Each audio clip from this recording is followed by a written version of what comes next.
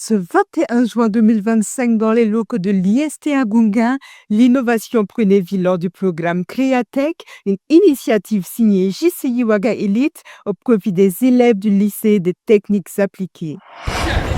Il faut savoir que l'IA est partout maintenant. Donc, le data thinking aujourd'hui aussi permet de comprendre les gens. Donc c'est dans ce cadre-là que le LTA a organisé cette formation à l'endroit de ses élèves. En organisant ces formations, le LTA veut préparer ses élèves et pour mieux comprendre le monde d'aujourd'hui et du futur dans leurs projets. Voilà, vu que nous-mêmes, on leur donne l'opportunité de créer des projets et tout.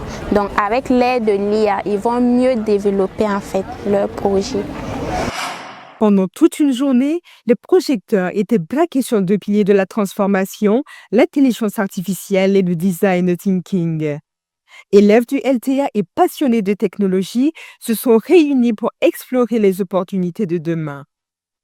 Alban Ouedraogo a démystifié l'intelligence artificielle, ouvert les yeux sur ses enjeux, ses promesses, mais aussi sa responsabilité éthique. On estime que pour ne pas être remplacé par l'IA, pour ne pas finir sa carrière et puis ne plus être pertinent sur le marché du travail, il est important pour les étudiants, pour les élèves, de savoir comment intégrer l'intelligence artificielle dans leur processus d'apprentissage, mais également dans leur métier qu'ils vont exercer une fois sur le marché du travail.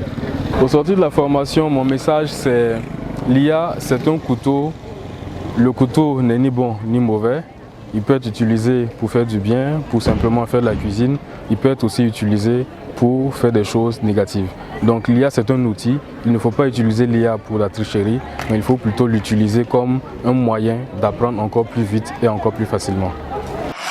Emma Aurélie Compaoré, quant à elle, a insufflé une énergie créative à travers le design thinking, catalyseur d'idées nouvelles et de solutions concrètes.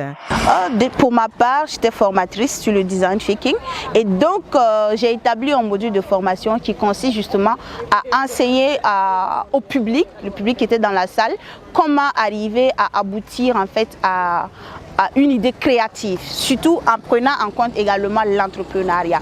Donc, durant le module, j'ai essayé de définir en fait 5 étapes du design thinking que j'ai essayé d'expliquer aux participants afin qu'ils puissent le reproduire dans des situations différentes et les environnements dans lesquels ils vivent. Un seul conseil, toujours se mettre à la place de l'autre, de celui qui utilise le produit. Que ce soit dans le cadre de la conception d'un projet communautaire, que ce soit dans le cadre de la création d'une entreprise ou même d'amélioration d'un produit ou d'un service, c'est de toujours prendre l'avis de celui qui utilise le produit ou de la cible du produit ou du service. Parce qu'en vérité, après tout, c'est lui qui va utiliser. Si lui, il est satisfait, naturellement, le produit ou le service va marcher sur le marché. Le lycée privé des techniques appliquées, dans sa vision d'outiller ses élèves, ne cesse de leur offrir des formations et masterclass dans les métiers de l'avenir.